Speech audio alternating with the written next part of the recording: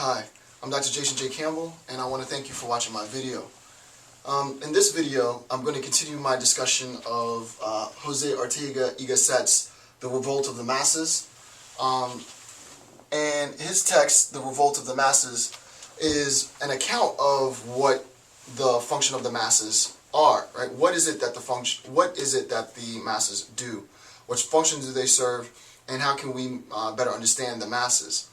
The concept of revolt is introduced, and as I said in the last video, it's not quite revolt as you would think in the traditional sense. Gasset goes through a number of ways of talking about this idea of the revolt. And first, what we have to understand is that the nature of the masses is a very fickle nature. The masses are easily swayed. They love you one day, they hate you the next day.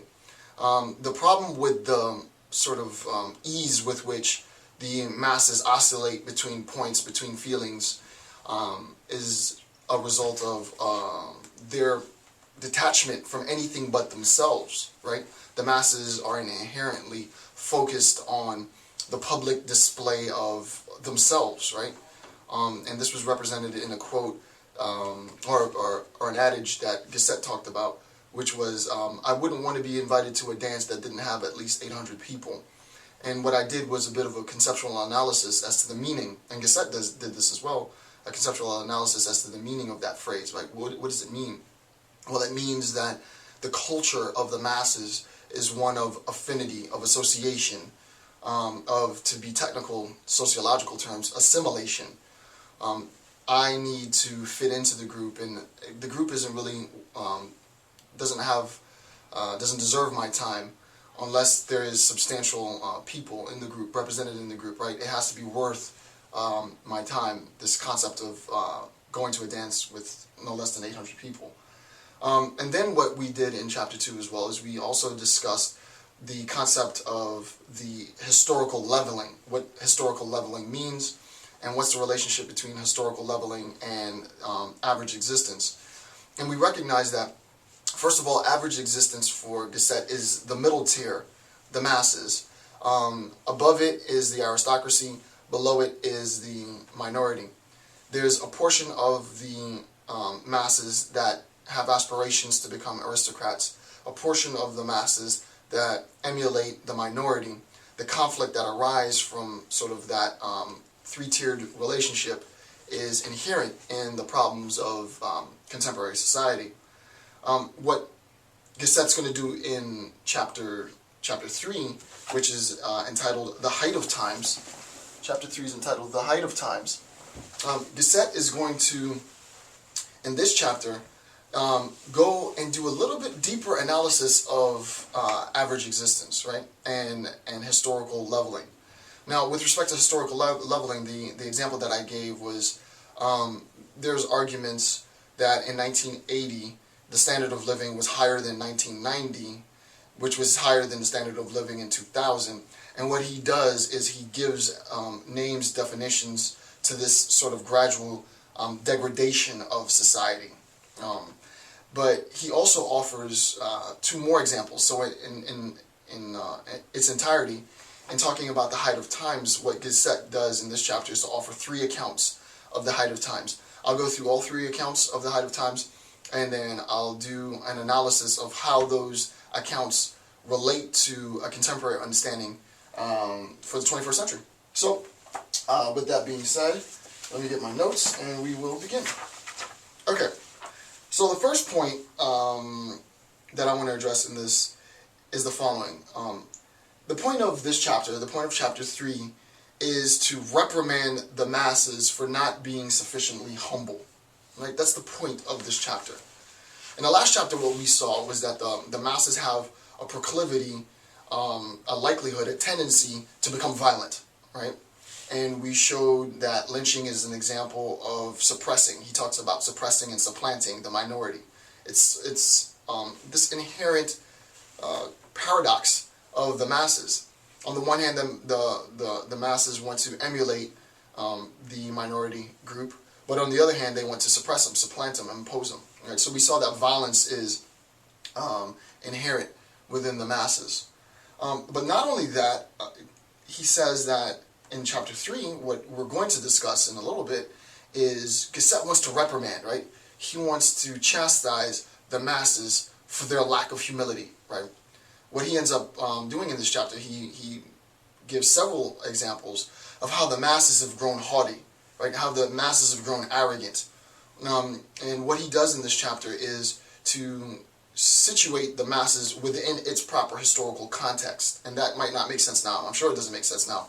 But by the end of this video, hopefully that is exactly what I'll be able to do. So in this section, this video will be successful if you understand what historical leveling contributes. We know what it is, but what historical leveling contributes to this idea of arrogance, right? And how historical leveling contributes to the idea of arrogance, and how Gasset thinks we go about legitimizing that arrogance, right? He thinks that the masses attempt to legitimize why they are the best, right? And this will make more sense shortly. Okay, Gasset in this section discusses the height of our times, right? And what I want to do is go through what he means by this concept of being our time, right? What does our time mean? What does sort of emphasizing the moment mean? And this is what he says. This is the very beginning, and I'm going to skip around a little bit. He says, the rule of the masses, then, presents a favorable aspect, inasmuch as it signifies an all-around rise in the historical level. Now, we understand what that means, right? The historical level is getting better with each successive generation, which means that the average existence is getting better with each successive generation, and reveals that average existence today moves on a higher altitude than that of yesterday. Now what he says is, what each generation calls our time has always a certain elevation, is higher today than yesterday, or keeps on the level, or falls below the level. So what does he mean by that? What does that, I mean, it makes somewhat sense, but what sense can we truly make of this, this concept? All right, if you were to think of a timeline, right? So you think of a timeline, and we were to say that this is the passage of time, right?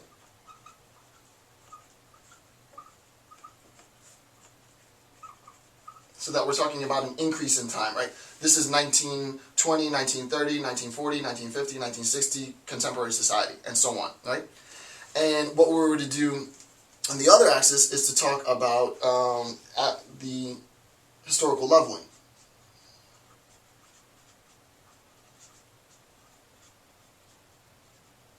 Right? We're going to talk about historical leveling. Well, what we're going to do in this chapter is we're going to discuss the 3 ways in which we can talk about the relationship between passage of time, right, and historical leveling. The first thing that he says is the following. And what does he say? He says, what each generation calls our time has always a certain elevation, right? It always has a certain elevation. So we'll say that our time has this elevation, right? We'll say that our time has this elevation, okay? Is higher today than yesterday. So this elevation is higher than yesterday, right? So that the average existence was lower then, okay? Is higher today than yesterday, or keeps on the level, meaning that it has the same sort of average existence. So we'll say another time has the same average existence. Or keeps on the level, or falls below it. Okay? Or falls below it. And we'll say that that's represented by this.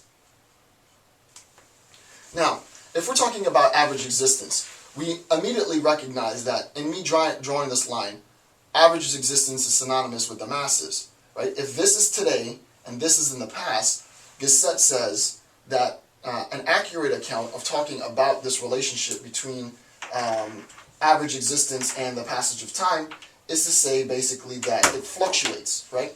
There was a time at which our time, this time, was lower than some previous time, the average existence.